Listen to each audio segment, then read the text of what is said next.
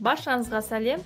Бүгін сіздермен бірге дәмі өте керемет болып шығатын карамельно-творожный чизкекті даярлайтын боламыз.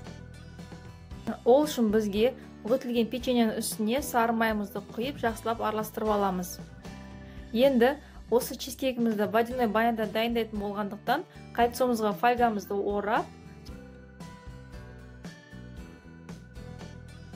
үстіне печеньемізді жайып шығамыз.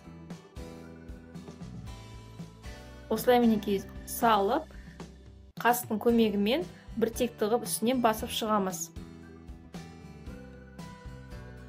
Енді осы печеньемізді қызып тұрған пешке қызарғанша 5 минутқа қойып аламыз.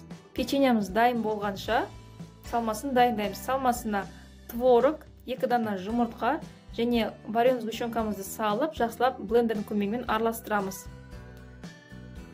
Блендердің көмегімен езген кезде ішіндегі творогымыз біртекті езіліп кетуі қажет. Сол кезде чизкейкіміз біркелкі әдемі болып шығады.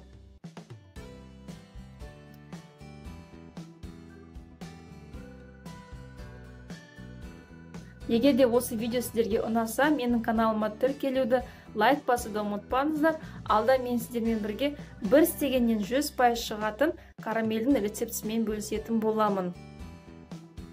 Ал енді осы массамызды дайын болған печеньенің үстіне асықпай құйып аламыз. Енді екінші форманың үстіне суымызды құйып, қызып тұрған пеште 180 градусқа 30-40 минутқа қойып аламыз.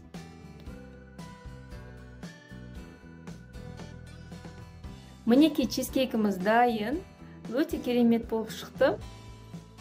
Сіздерге дайындап көруге кеңес беремін. Өйткені дәмін сөзбен жеткізу мүмкін емес. Астарыңыз дәмді болсын. Келесі кездескенше.